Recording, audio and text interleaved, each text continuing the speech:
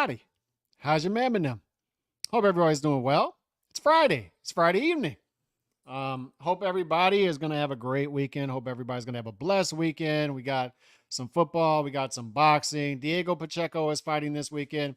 And like I said with that, man, we already did the breakdown of that fight, Pacheco versus Selecki. What you're looking for in that fight is, will Pacheco get the stoppage? Will he be the first to stop Selecki, a vet?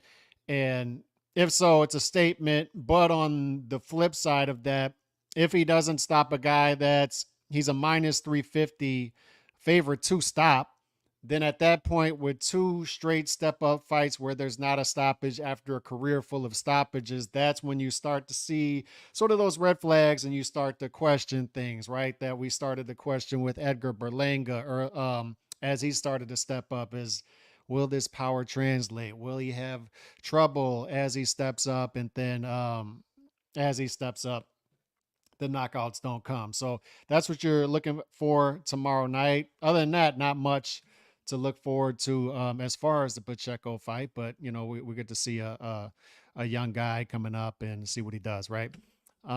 Team Norman making excuses. Shout out Boxing for Life. Salute to Cali X. Jim Brown. We got Jim Brown in the house. We resurrected the ghost of Jim Brown, and he's back. Mars Boxeo, what's up to you? Riding Yogi, what's up to you? Saludos to you. Team Norman got their HO3 card pulled in. Oh, there. There. I see what you did there. Their HO3 card pulled and looked like complete clowns in the process. We're going to get into that. And I wanted to focus more, fellas, on, like I said, every time I go live, I get the text. Focus more on the macro issues of this, the macro stuff, because this is what they want us to do, fellas. The power brokers divide and conquer, and they want to rule over the ashes. That's what this is. And I've been trying to warn y'all about that for ages and ages and ages, since the old YouTube days, since the old Twitter days, 15 years ago. Like, this is what they do. They divide, conquer, destroy the sport, and rule over the ashes. That's what power brokers in America are doing. And you start to see it as the numbers get smaller and smaller, and the power brokers come out and tell you that you really only have 150 to 200,000 hardcore boxing fans left in the American market to sell to. And nobody asked the follow-up question as to why. Why is that? Why is that all you have left? Why is that? How is it that you have two champions? Let's look at this scenario, fellas. How is it that you have two champions?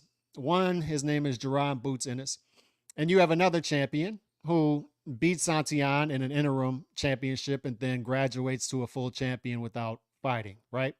That's what you have there. And they're about to fight. There's rumors that they're going to fight a unification fight. But how is it that you have two American champions? And fellas, I'm going to just throw out the scenario. Boots Ennis is walking in any mall in America, just walking around any mall. Pick one. Pick Minneapolis, you pick Los Angeles, you pick New Orleans, pick Chicago, whatever mall you want outside of Philadelphia, PA. And Boots Ennis just walking around, right? Do you think Boots Ennis has to worry about getting smothered and selfies with fans and all? He's going to shop in peace. Pick one. Atlanta, Georgia. Boots Ennis is walking around, and he'll be able to walk through J.C. Penney's, Foot Locker, Champs, Lids, wherever he wants to go in peace.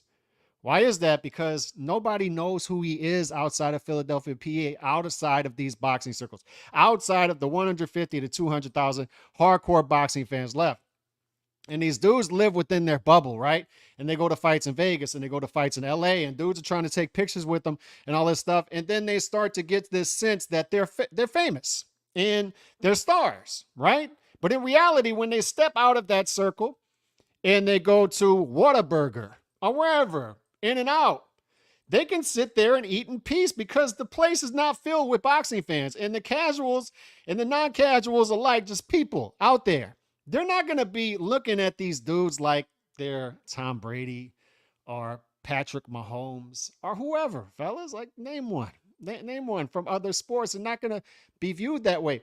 If Boots Ennis is walking around Atlanta, Georgia in the mall and a boxing fan sees him and they're with their friend who's not a boxing fan, they're going to say, that's Boots Ennis. And then their friend is going to say, who's Boots Ennis? Is that like a special teams player for the Atlanta Falcons? Is he like the 4-string wide receiver? Because I've never heard of him. It's like, no, he's a boxer. Oh, okay, he's a boxer. That's how that's going to go. Now, imagine what it's like for Brian. Imagine what it's like for Brian Norman Jr. Imagine what it's like. He can walk around anywhere he wants. Anywhere he wants. He can walk around Vegas on fight week, and he may not get people who recognize him, fellas. Brian Norman Jr. is just walking around. It can be anybody. It can be anywhere. And they're not going to know. They're not going to know. And these are champions. These are American champions. And these are one of the dozen American champions. There's only maybe a dozen left. I don't even think there's a dozen. What is there, like 8, 9 American champions in the sport? And these are 2 of them. And outside of the boxing circle, people aren't going to know who they are. And I'm trying to get you to focus on that. Not so much that this guy dropped the bag or this guy's ducking that guy. That's what they want you to do, because that's how they build fights now, because they're short-sighted. And they're low value. And they don't want to do the hard work. They just want things easy. And they want to scam the market. Instead of just telling the truth and just putting on fights and taking risks. They can't do that. This model does not allow for them to build stars that way. They can no longer, fellas, build fights through fights, because the fighters don't fight enough. And when they do fight, they're put in safe fights. Just look at what we're dealing with here, fellas. Look at what we're dealing with right here. This scenario. Boots Ennis, Brian Norman Jr., we start to get rumors. They're going to fight each other, unification fight. It's like, great. This is a terrible division. What an awful division it is, right? So we're going to get something meaningful in the division. Good. That's good. Get a unification fight. 2 American fighters. 2 exciting American fighters. So it's fine. This is good. And then we start to hear the stuff. We all know how that goes, right? They get your hopes up. And then we start to hear the stuff. And we start to hear that this guy's only offering this, and then this guy doesn't think that's enough, and it's too much of a risk for that little bit of money. And now what we're hearing is 1.5, 1.7. And this is coming from the Norman side. Offered 1.5, 1.7 to take the Boots in this fight. And it's not good enough. It's not good enough. It's too much of a risk for that amount of money. And remember, when a fighter doesn't want a certain fight, you can tell, and you can tell because the obstacles start to come out. That's when you start to hear about A side, B side, and that's when you start to see these dudes do math problems. Look at these dudes out there right now. They're doing math problems. 1.7, but pre-tax, after all the overhead, after I pay the trainer, and after I pay the cut man, and after I pay strength and conditioning, I'm only left with about $850, and that's pre-tax. Then I get taxed, and it's just not worth the risk. We need to negotiate here. You need to up this. And Eddie's sitting there. I'm sure Eddie's sitting there, and he's like, dude, I got to tell you, Brian Norman Jr. should be on his knees right now, thanking God, grateful that somebody out there wants to pay him $1.5 to $1.7 million. Good Lord. What do you think fellas, how do you think this goes? Do you think there's enough money in the pot for Boots Ennis versus Brian Norman Jr. to pay the B-side $1.7 million plus? Are you insane? Where do you think we are right now? What do you think this is? Who does Brian Norman Jr. think he is right now? This dude just fought Santillan for $100,000, and dudes aren't doing math problems about that. Yeah, 100,000, but guess what? And that's how I know dudes are telling on themselves. And dudes are doing gymnastics and bending themselves into all kind of pretzels. That's how I know that's happening, because over here they're talking about, yeah, but it's only like $850 after, and that's pre-tax. They don't say that with the 100,000. Over here, it's 100,000. Over here, it's a math equation. It's a math equation over here. Very complex math equation over here. It's 100,000. Over here, the top line is the top line. They're not saying, yeah, but it was 50,000 and that's pre-tax. And then after the taxes, Brian, he only made about 30,000. This dude over here made $100,000 and he's going to turn down 17 times that amount to fight on Keyshawn Davis's undercard.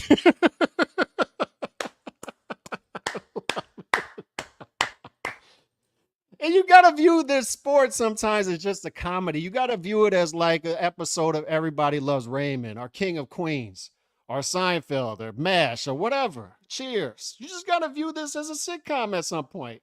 I mean, for the love of God. And they got boxing fans out there telling me this is a great move. He should be doing this. This is good. This is a good move. It's very calculated. It's a very calculated move. It's a very good move.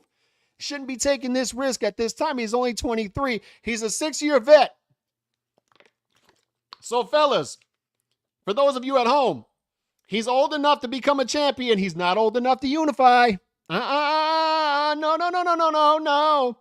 He can become champion. He's old enough to do that. He's not old enough to unify. No.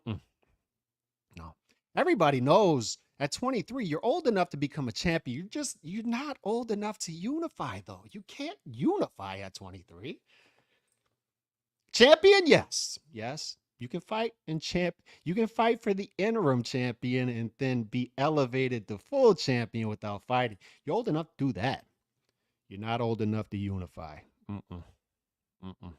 It's too much of a risk. Too much of a risk. This is what he did. Remember Frank Martin, fellas?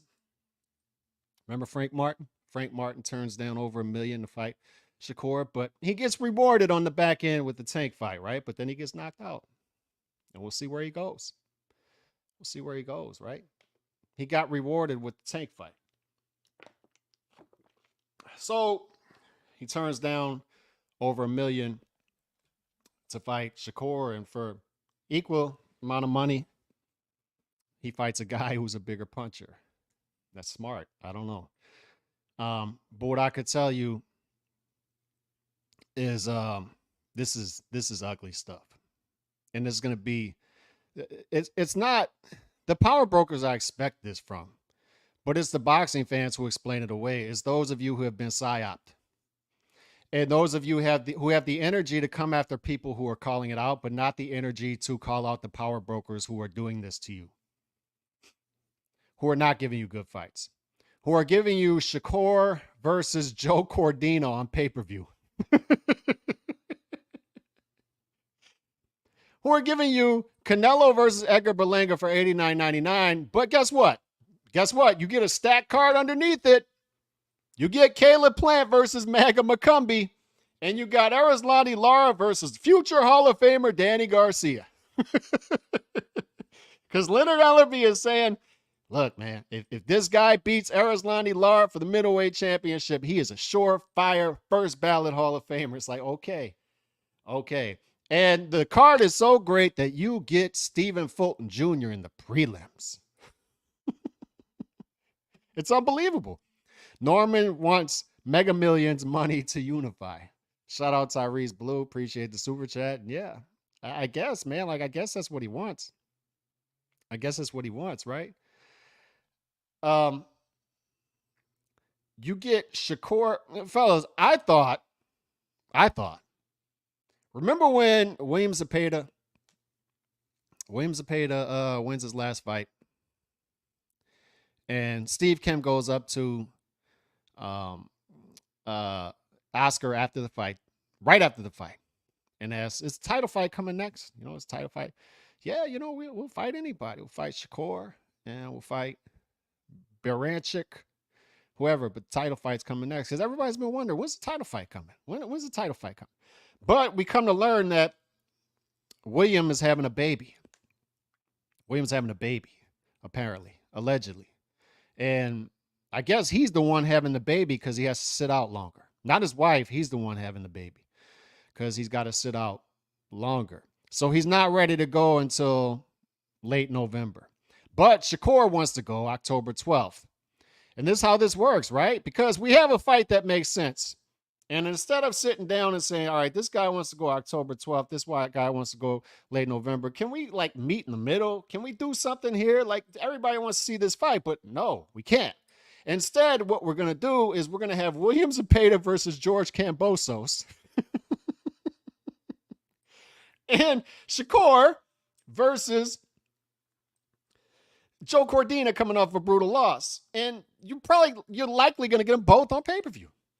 And then maybe we'll give it to you in February. Maybe we'll give it to you. And this is the Saudis doing this. This isn't even the Americans. This is the Saudis doing this.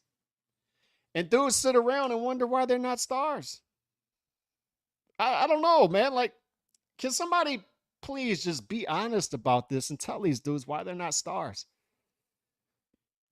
And when people call out this stuff and call out the power brokers and call out the fighters, and in particular, the American boxing market, can you stop coming after us for saying the sky is blue and speaking just common sense? This is common sense. I'm not saying like I'm right all the time, or this is common sense. And you come after us instead of going after them. Can somebody ask this dude, man, like Brian Norman Sr.'s out there, and for the love of God, can they shut the dads up? A fighter wins a fight, and then his dad just comes out the woodwork. And it's like, can somebody calm the dad down? Can the son tell the dad something and say, I'm the boss here? And then can they hire a PR team? Can they hire a marketing manager to run these guys' career and say, I'm the only one who's going to do interviews except for the fighter, and we're going to be on the same page. Everybody else needs to calm down. The dads are a mess. The dads are a mess, and Brian Norman Sr. is a mess out there. He's a mess. And he comes out here with this math equation. And yeah, they offer 1.5 and then 1.7. And then, they made 3 offers. And meanwhile, the guy who's running the team the night before is saying there's no negotiation. They just sent 1 offer. Well, this guy said they sent 3 offers. What's happening? It's the Benavidez thing all over again. Can y'all get the talking points correct? Can y'all get on the same page? Do you dudes talk to each other? Do you ever just talk to each other? Y'all are on the same team, right? Do y'all ever have conversations with each other? Because it doesn't seem like it. 1.5 is just not enough. 1.5, 1. And then you got boxing fans out there. Yeah, it kind of makes sense because, after the overhead and the taxes, when do we ever talk about overhead and taxes? What is this? When's the last time we had a conversation about overhead and taxes? And then the dad comes out and says, it's just not enough. 1.7, it's not enough for my son. It's not enough. It's 17 times more than he's ever made in his life. But it's just not enough. It's not enough for this risk. And did I mention that pre-tax, after that 1.7, we get 850, and that's pre-tax. Did I mention that? So they're going to have to go up and all. What do you want, 5 million? What's the live gate going to do realistically, fellas, for Boots Ennis, Brian Norman Jr.? I mean, I guess it depends on where it's at, but what's that live gate going to do realistically? What are we talking about? What, 1.5? 2 at the most? Okay, that covers Brian Norman Jr.'s side. And I'm assuming they got to pay Boots Ennis twice the amount, at least. How are you going to make money on that fight? They already have to overpay Boots Ennis. And why do they have to do that? Because Boots Ennis is trying to make up for lost time. Boots Ennis, his career has been managed by the short bus shorties out there, his whole career. Let's be honest about that.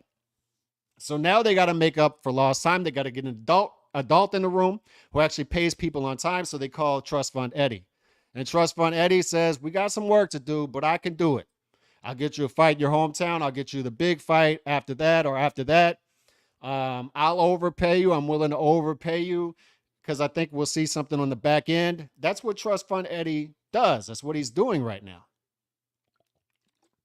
This dude he's a Philadelphia fighter. He's exciting. He's marketable. This dude went 6 years without fighting in Philadelphia. And nobody's asking why. Can a journalist ask in 2019, 2020, 2021, 2022. Hey, I have a question. This guy Boots Ennis, he's from Philadelphia and he's marketable. And okay, so and he's from Philadelphia. So why isn't he fighting in Philadelphia? Nobody nobody else here is wondering that? Is there anybody else in this room who's wondering why this marketable, exciting, talented fighter with his high ceiling is not fighting in Philadelphia and he's from Philadelphia? Can we at least get him in Pennsylvania? No? Nobody? Me? I'm the only one?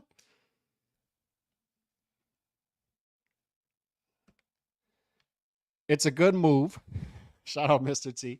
Until Ennis moves up and leaves Norman Jr. at the mercy of three PBC champions who fight each other long before they fight him. It's a good move until Ennis moves up and leaves Norman Jr. at the mercy. And this is what we weigh here, right? And part of this too, Mr. Yellow, is part of this too is we baby our fighters. It's not just the power brokers doing this. It's not just the power brokers saying we need to keep these fighters safe. We need to keep them. We need to keep them in this bubble, and I need to, breastfeed this fighter for 10 years, and then we'll burp them. We'll burp them for another couple years, and then maybe 12, 13 years in, we'll take it tough on them. Let's just burp these fighters.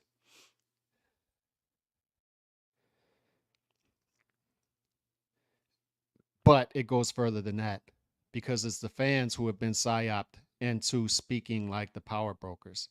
It's the fans who are an extension of that and start to parrot this stuff and make excuses for fighters who are doing things that fighters should not be doing by nature. The sport's still a sport at the end of the day. It's a sport. I understand it's a business, but it's also a sport. So in order to keep people came to boxing, they didn't come to boxing because they're attracted to business. Believe me, though, believe me. If I'm gravitating towards something due to business, the last place I'd go is boxing. Because I'll tell you what, these are the least impressive business people I've ever seen in my life. That's the last place I would go, is the boxing world, to see business gurus. That's the last place I would go. dudes are out here doing math equation with overhead and taxes. No, that's the last place I would go. We showed up for a sport. So if we look around after a while and barely anything resembles a sport anymore. Look, Inoue is going to fight on Tuesday. He's going to fight TJ Doheny, and he's a 50 to 1 favorite, right? But it's a stay busy fight. He just fought in May. He's going to fight again in December. He's staying busy. He's running through divisions. He's running through fighters, right? So Doheny's the guy right now, the poor guy who's just going to get destroyed. And we all know that. He's going to be looking up at the ceiling. But what Inoue understands is you stay in people's faces, you continue to fight, you turn your active income into passive income, marketing deals, promotion out there to where he doesn't need to leave Japan. He's done that himself just by staying active, staying entertaining, knocking guys out, and growing his brand in Japan to where he doesn't need the American market. And Turkey Al-Sheikh comes around and says, he's out there with his arrogance saying you could do that. And in a way, like Canelo, doesn't need to hold this guy's hand. I know you want to hold my hand, but I don't need to hold hands. I don't need to hold hands. I'm good. I don't need to hold hands with bottom hand placement. I don't need to do that. So in a way, if he was one of the American fighters and if this was American power brokers running this card, they'd probably try to put this in the Tokyo Dome. And they probably charge people out the wazoo. And they wouldn't have even built Inoue up to this anyway. But instead, they scaled it down. They put it in an arena. I'm sure they price it accordingly. And look, fellas, we don't even hear about what Inoue's making, what Doheny is making, what the split is. We don't hear these math equations when it comes to NOA. We don't hear about pre-tax and after-tax and what the taxes are and what the overhead is. The dudes just fight. Tim Tszyu, same thing. It should not be puzzling to you why foreign fighters are starting to become more attracted to us as American boxing fans as the American boxing fighters. This American market makes no sense. Zero. As far as the sport, it makes zero sense. And when you look at all of the options we have now, this isn't the 60s, 70s, 80s. Dude, I'm up last night till 11:30. I'm watching Minnesota versus North Carolina football. And missed field goal in the last second. I'm watching Colorado versus North Dakota State. I'm betting all this. I'm watching my hometown team, Tulane, play a game. There's a handful of games on a Thursday night. And then tonight, same thing. And then Saturday, there's going to be 40, 50 games. There's going to be a game again Sunday night. LSU, USC. There's going to be a game again Monday night. And then we're going to flip back to Thursday night. And then the NFL hasn't even come back. Look at all the options we have. And these boxing dudes think that we can continue to run this sport where barely anything happens and dudes are balking at offers that are 17 times better than the offer that they got before. What kind of sport are you running? What kind of business are you running?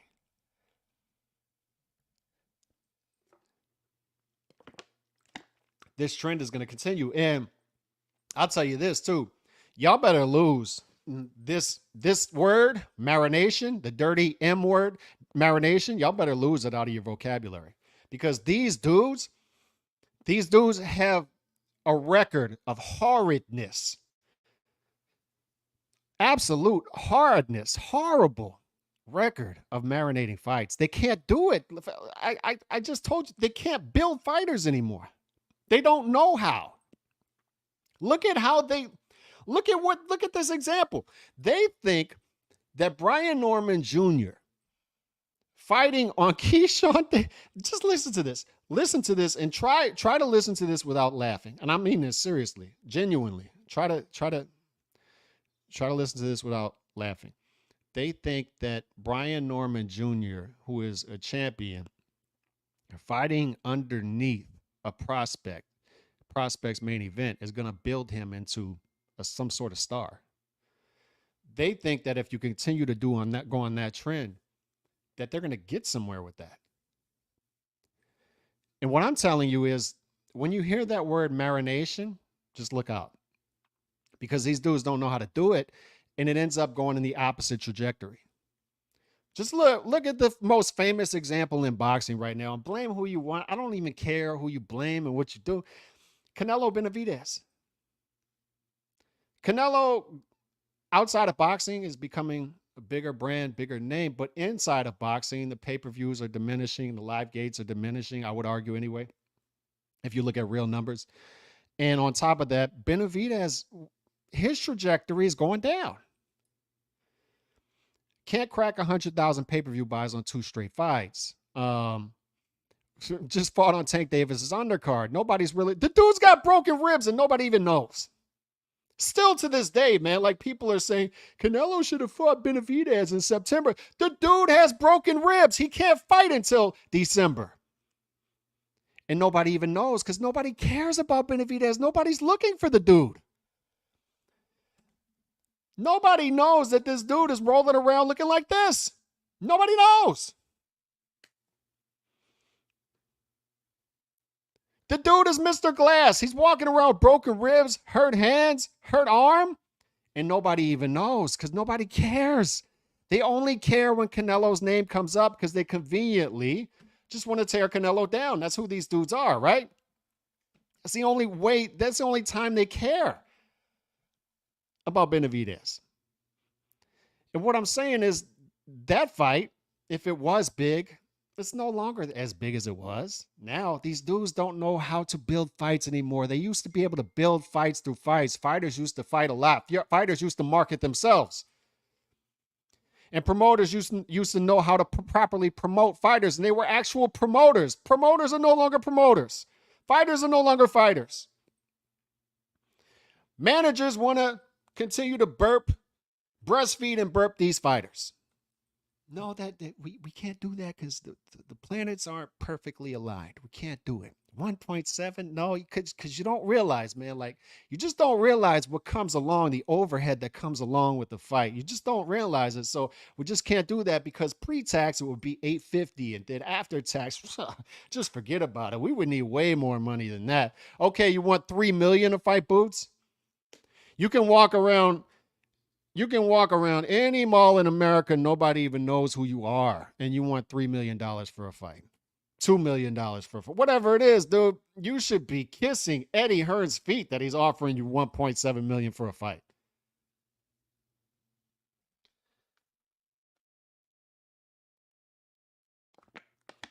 When we had Oscar Valdez on D Styles channel, he was saying, I think we're starting to segue somewhere, pivot somewhere out of the Mayweather, um, keep your O, protect your O era, and fighters are going to start to fight the fights again. And I was skeptical, and this is why. You fight Boots, you lose the fight. It is what it is. You lost to a talented fighter. And then we move on, and you got um, and where, fellas, by the way, where is the energy that should come along with an athlete naturally that I don't think this dude could beat me? I don't think he beat me. I'm Brian Norman Jr. and Boots. I don't think he could beat me. I'm Frank Martin. I don't think Shakur can beat me. Where's the energy? Where'd that energy go? Nobody has that energy anymore. And once again, as somebody who just follows the sport for the sport, I don't recognize that. When other fans are saying stuff like, yeah, it kind of doesn't make sense because he could get knocked out and, 850 pre-tax may not be enough to cover that. What is this? Is this a transaction or a fight?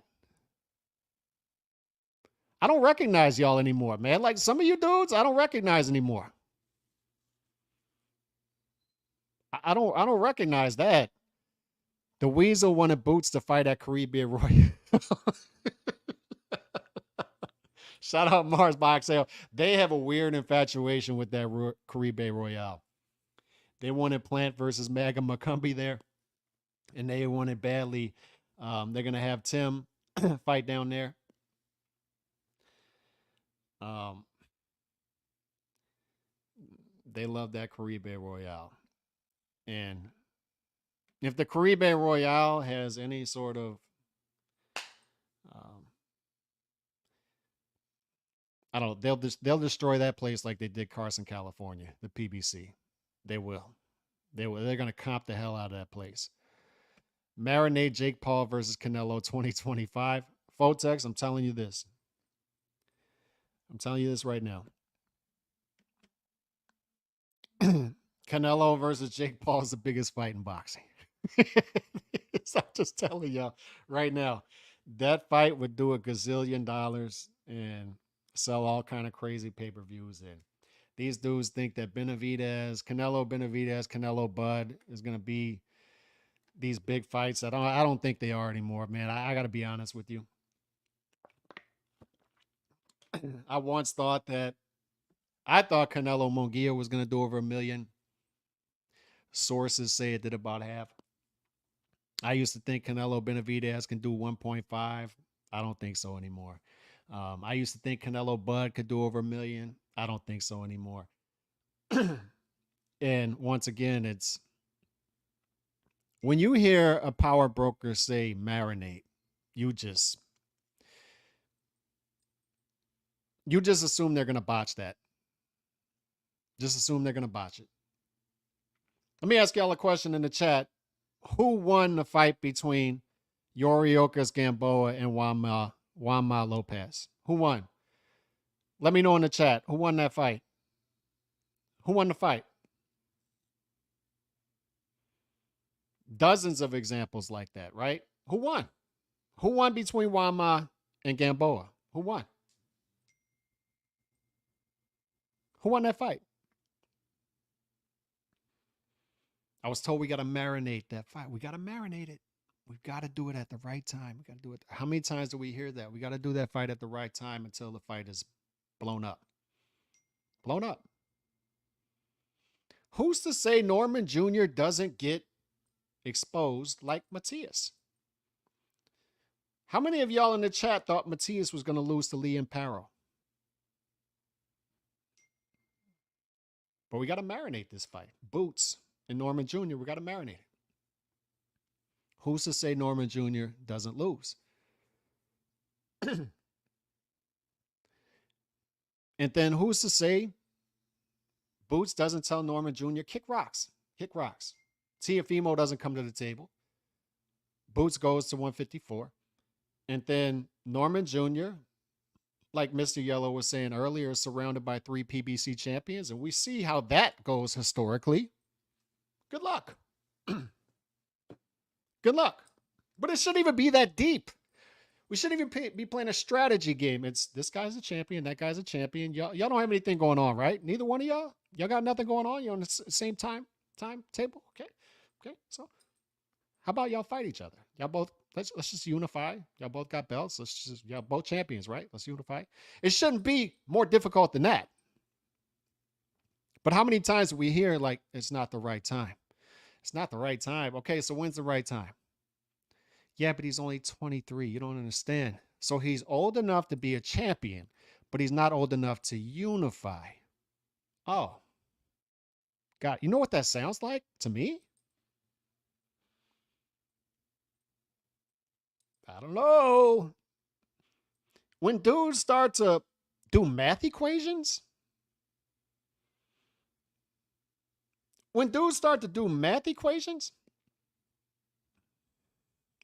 to explain why they're not taking a fight, do you know what that sounds like to me? What does that sound like? When obstacles start to get rolled out, we've talked about that with Tank over and over. Tank is the face of this.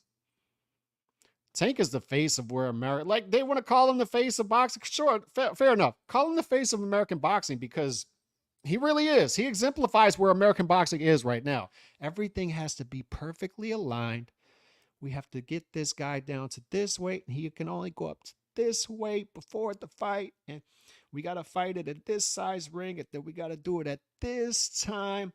We didn't want to fight Lomachenko in 2017, 18, 19, 20, 21, 22, 23, but we're ready now. We're ready now. We're ready. He's the face of that. He's the face of where we are in American boxing and why this empire has been destroyed from within. Every empire is destroyed from within. Historically, every time.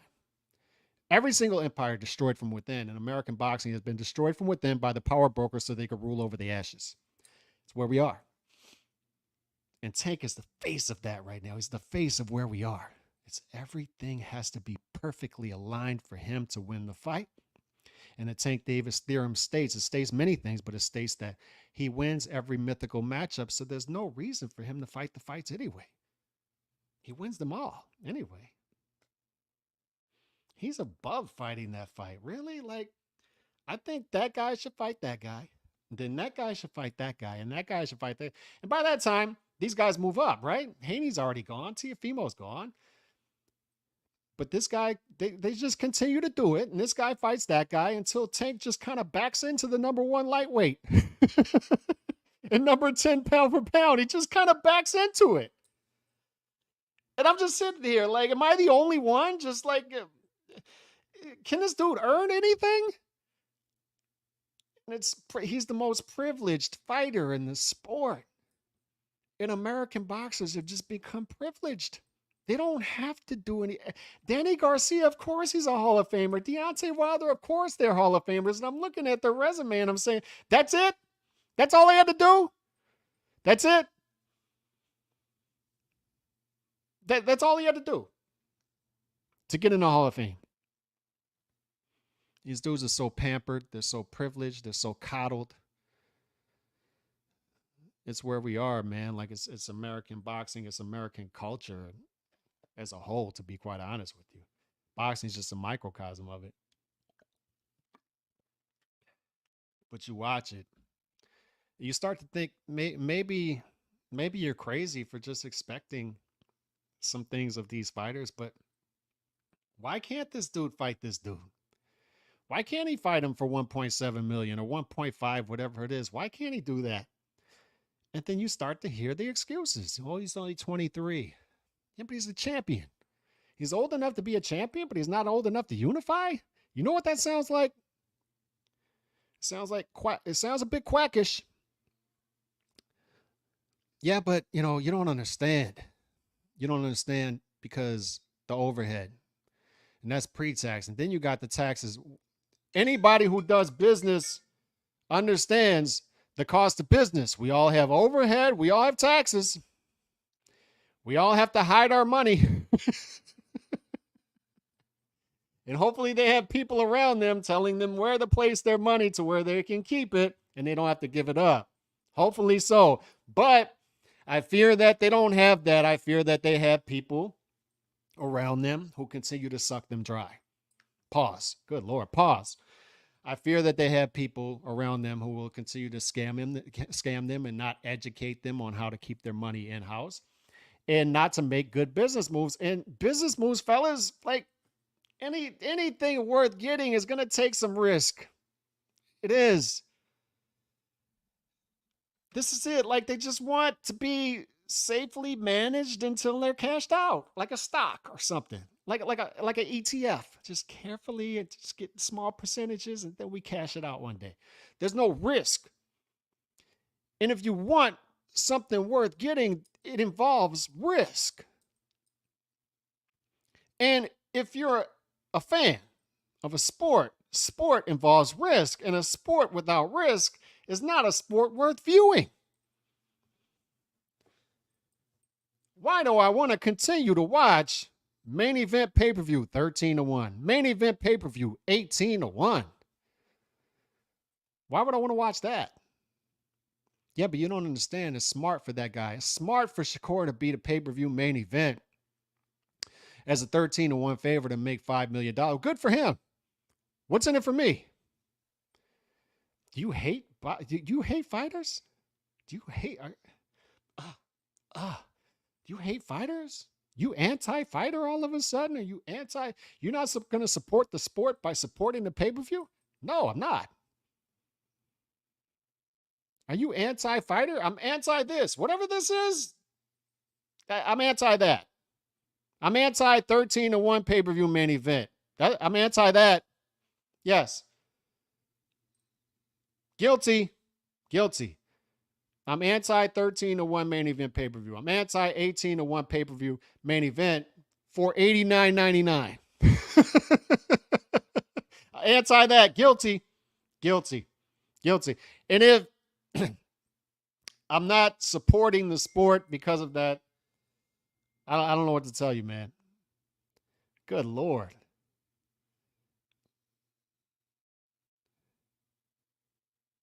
I got 27 text messages. But this is like this situation. Like, what is this? Marinate? You want to marinate Boots versus Norman Jr.? Are you insane? Boots versus Norman Jr. We're all the way down to Boots versus Norman Jr. that we have to marinate. These are the fights that you just make historically. You just make them. Okay, that guy. Neither one of them is a big name. Neither one is a big name. Both of them could walk in any mall in America. Nobody knows who they are. They can peacefully and safely shop there because nobody knows who they are. Dudes will see Norman Jr. walking around, and if somebody notices him, somebody else will say, who is that? Is that like the Atlanta Falcons fourth string running back on the practice squad? They're not going to know who these guys are. They don't know who they are. These aren't the fights that you marinate. You don't marinate Benavidez versus Plant for 5 years, all to do 49,000 pay-per-view buys, whatever it did. That is insanely dumb. It's idiocy. And if somebody tells you that out loud, you out loud say, why in the hell would you do that? What is that? Seriously, like Samson Luka Wicks, wherever he goes publicly, should be laughed out the building for saying that out loud. You did what?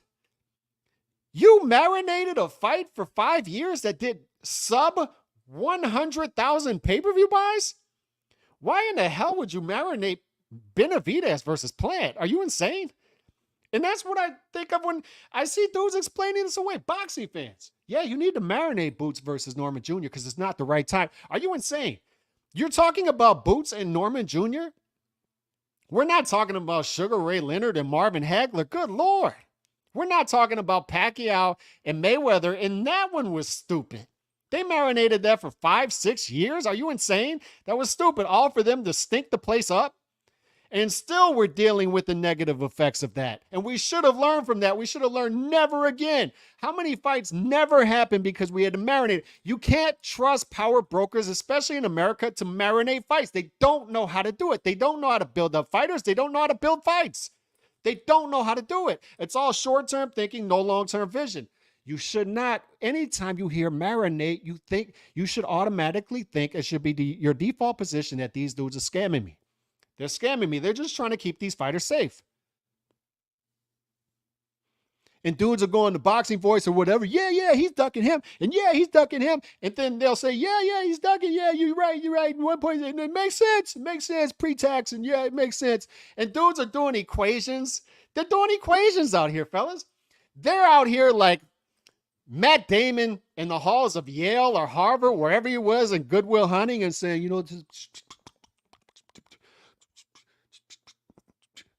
putting it all on the chalkboard, right? He's in the hall. He's this elaborate algorithm. And that's Brian Norman Sr. is out here doing an elaborate algorithm as to why he can't make this fight right now and why it doesn't make sense to make this fight. Yeah, because overhead here. E equals MC squared. And then division. Add that. Add, multiply, subtract right there. Yeah, subtract right there. Yeah, we can't do the fight. Can't do it. Can't do it. Fellas, my equation said we can't do the fight right now. It doesn't make sense. It doesn't make sense. We can't do it. See, right here. It's right here. See, right there. You see right there, that bottom number? It said we can't do the fight. Sorry. Maybe next time. Maybe it'll be bigger next year. Maybe so. We're only 23. Yeah, we're only 23. Maybe it'll be bigger next year. Or maybe the next year. Maybe it'll be big then. Maybe we'll do it for Undisputed. Maybe so. Maybe we'll do it. Maybe not next time, but maybe Undisputed like 7 fights from now. Maybe so. Did you dudes not follow Errol versus Bud? I'm sorry for screaming, by the way. Did you not follow Errol versus Bud? Shout out my guy Chauncey Pearls, by the way. $9.99 super chat. It's Friday, man. I'm happy. Developing a fighter is worse than marinating a fight. You're either a pro or you're not. 0-0 fighters should be fighting 0-0 fighters, and so on. Developing a fighter and much coattailing. Shout out Chauncey Pearls. Just a boxing fan who wants to watch fights. I know Chauncey Pearls personally. Just a boxing fan who wants to watch fights, and he gets frustrated, just like me. We just want to watch fights. And he brings up a good point, by the way. The model in boxing is pit bull, bait dog at the beginning. Right? And you have these fighters and we got to bring them up. We got to develop them, right? So you'll have a dude 6-0. He'll just destroy this taxi driver. Good Lord. He'll just mangle him to death. And you see the dude get knocked out in like 12 seconds. He's just hanging there on the ropes. And by the way, fighter safety is such a big deal. Like, guys, y'all need to understand that fighter safety is this huge deal, man. And we need to understand that we got to look out for the safety of the fighters. And meanwhile, we'll see 7-0 prospect just knock a guy's head off into the 27th row. And somebody in the 27th row is going to grab his head and like, yeah, he knocked him out. Yeah. Put that on TikTok. Yeah. And he's going to get like 1 million views. And we're worried about fighter safety. And I figured it out. Y'all don't care about fighter safety. You care about the safety of the A-side fighter. You don't care about the B-side fighter. You don't care about the dude who's rolled out there and he's like 6-5. Or the dude, they get him from like Guadalajara and pay him like $27. And, he's like 4, 8, and 12. He's got like 12 draws some kind of way. And I never know how dudes get like 12 draws. But they'll have them on their record. And they'll fight these prospects. Hold on. In a podcast, I'm going to call you right back. And they got like 12 draws. And these dudes get rolled out and they get destroyed. Nobody's worried about that dude. Nobody ever checks back on him, by the way. Nobody ever checks back. Does that dude have CTE? Does he have CTE? Is he somewhere having seizures right now? Like, has anybody checked up on him? No, we don't care about him, right? We care about the safety of the A-side fighters. We care about if the A-side fighter is taken care of. If he's not, and by the way, the A-side fighter has to be taken care of at the expense of the boxing fan, because if you want to watch Deontay Wilder fight, you got to watch him fight the real-life Viking, Robert Helenius, and you got to pay $74.99 to do it. I'm like, what? We got to do what? And they're like, yeah, if you want to watch him, that's what are you, anti-fighter? It's like, no, man, like, this has to make sense, right? And then the boxing fans will say, yeah, you know what you sound like? You sound kind of racist. You sound like you don't want Deontay Wilder to get his bag. It's like, good Lord, man.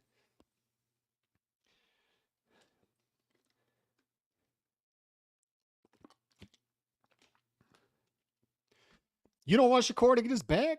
$5 million? Joe Cordina coming off a brutal loss? I guess not. Y'all care about the A-side fighter, not the B-side fighter. Y'all don't care about fighter safety. If you did, you would check up on that poor dude from Guadalajara who has 27 draws, got his head knocked out of the arena. Who's that dude, the heavyweight from Top Rank? I forgot his name, with the mustache, like the porn mustache.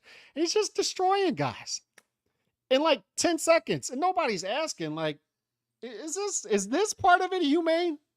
Should we still be doing this? Like, y'all are talking about all of the fixes in boxing. We need to fix this, and because it's a barbaric sport, and CTE and steroids and all this stuff. And y'all aren't focused on mismatches. This dude is such a mismatch, such a favorite, that they're not even pricing it on FanDuel.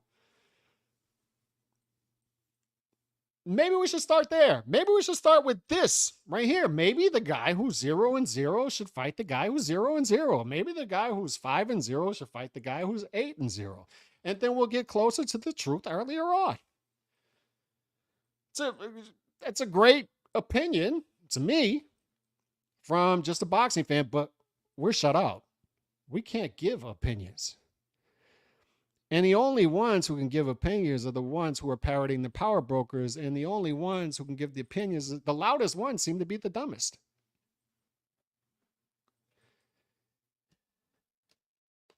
Those who know the least know the loudest, right? So these dudes will go on these podcasts, and good Lord, man. Some of these opinions. Yeah, it makes perfect sense. Makes perfect sense for him to not do this fight right now. He shouldn't do this fight right now. It's just, why would he do that fight?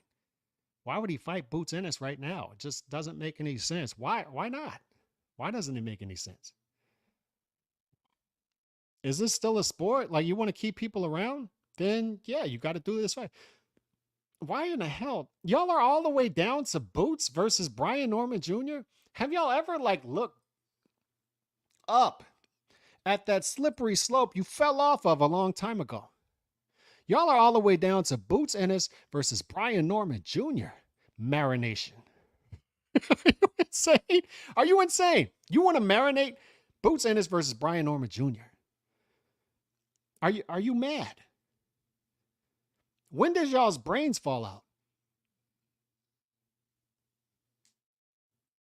We're all the way down to Shakur versus Cordina as a pay-per-view.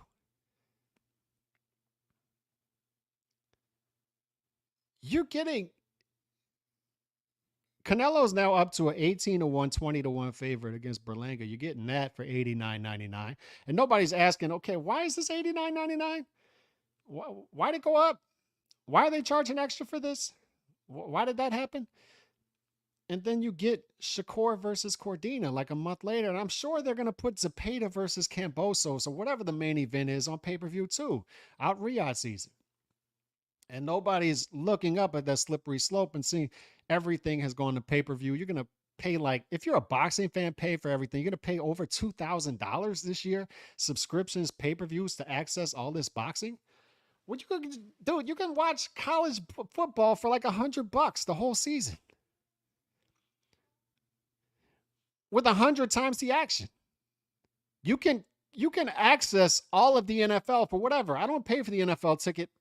I'm not a big NFL fan, but what somebody in the chat say, what can you What do you pay these days for full access to the NFL? What do you pay these days for full access to the NBA?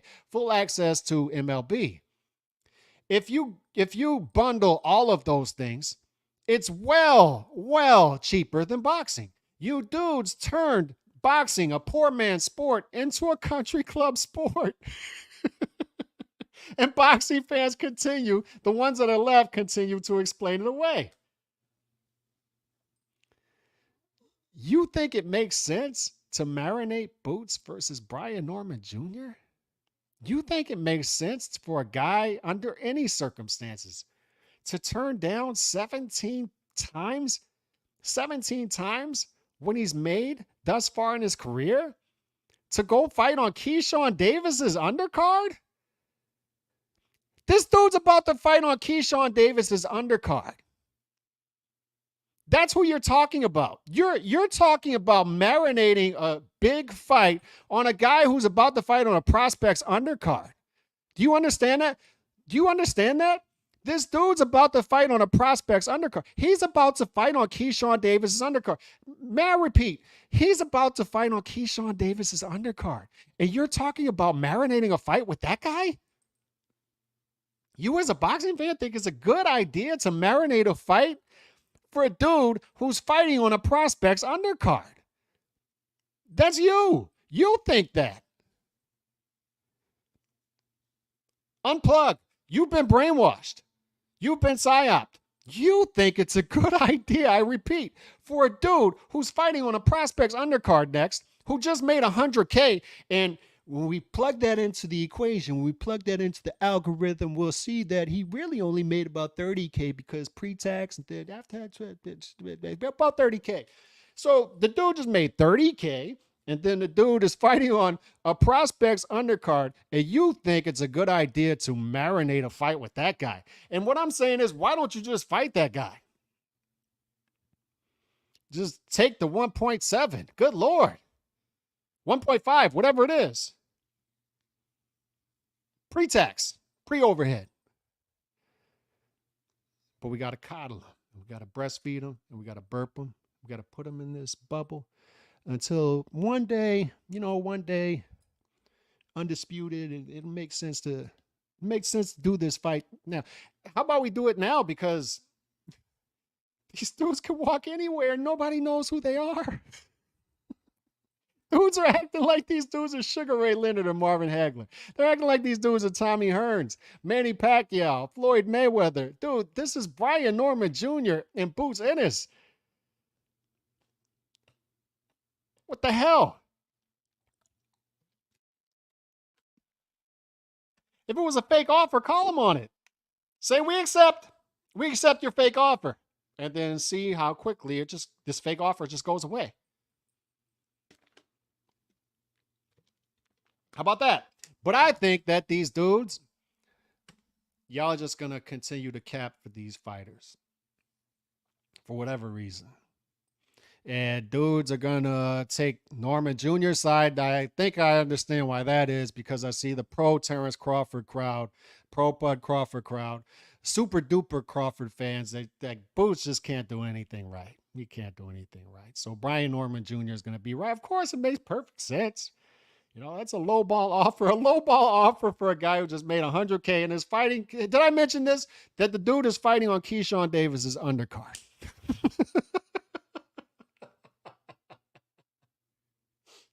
It's hilarious when the more you say it. The dude is fighting on Keyshawn Davis's undercard. He's fighting on Keyshawn Davis's undercard. Like, I can't mention that enough. Y'all think it's a good idea to marinate a fight for a dude who's fighting on a prospect's undercard next. And what I'm telling you is this dude is so irrelevant that why would you think, these dudes don't know how to build fighters. Imagine thinking that they could build this fighter who's just made 100K for an interim belt that was magically promoted to a full belt, and then, because that happens in boxing. And then he's about to fight on a prospect's undercard, and we got to trust them to build this fighter to where 2 years from now, if we're lucky, will get this for undisputed. And Boots, we got to trust that Boots is going to be at 147. And what I'm saying is, what, like, is this still a sport? Like, maybe we should just do this now. And dudes will look at you like you got 5 heads and you're an alien and you're green because you just suggest that these 2 champions should just fight each other now. How about we just do it now? How about we just do it now? No, we can't do that. You can't do that. You can't do that. Why? Why can't we do that? Because you don't understand the science that comes behind this. You don't understand the science that comes behind this. You don't understand what these dudes are doing behind the scenes, and how much work they're doing and how complex this is. It's all very complex. It's all very, very complex. You just don't understand because you're just a stupid boxing fan. And then this is when dudes just check out and say, all right, peace out. I see I got no place here. Peace out. Enjoy that little fight. That'll never happen, by the way. It'll never happen. Dude's likely going to lose. It'll never happen, but enjoy that. Enjoy that marination. Enjoy it. Yeah, enjoy that. And then when we get it, if we do get it 2 years from now, it won't be any bigger than it is now. Maybe the dude will make 2.5 million. Maybe the dude will make 3 million. But this is what I always talk about is these dudes act like these numbers are, they act like if Norman Jr. marinates this fight for 2 years and Norman Jr. makes, let's say he makes twice as much money. Let's say he was offered 1.75 and he makes 3.5 million 2 years down the line. They'll act like this was a genius deal. And maybe it ends up being a positive deal, but maybe it doesn't, even though he's making twice the amount. Maybe if he fights Boots this year, even in a loss, he becomes a bigger name, even in a loss. And he ends up making more money, becomes more marketable, sees more passive income. His Instagram numbers go up. He gets endorsement deals. He gets better fights, even coming off of a loss, because guys will be looking, maybe he looks more vulnerable and guys are more ready to fight him. Maybe a Tiafimo comes to the table and it makes more fights and more fights and more fights and he makes more money. But these dudes look at this as like a concrete number, 1.7 and 3.5. He made 1.75 more. He made twice the amount of money, so it was a great deal. How do we know? You're looking at these 2 numbers in this one fight. You just wasted 2 years for this one fight. And this dude's making 100K, 150K, maybe 250K in the time in between. How do we know? And I would argue in most cases, either the fights fall apart because they don't know how to marinate fights. They don't know how to build fights. They don't know how to build super fights. They don't know how to build rivalries anymore. They don't know how to build fighters anymore. They don't know how to promote anymore. They don't promote anymore. Fighters don't fight anymore. Fighters don't promote themselves. Managers don't manage properly anymore. And everybody's just in here raking in this artificial money. And we can't build any stars.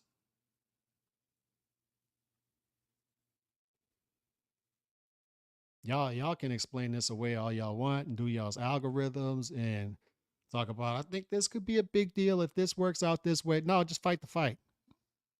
Yeah, but it could if they do this no, just fight the fight.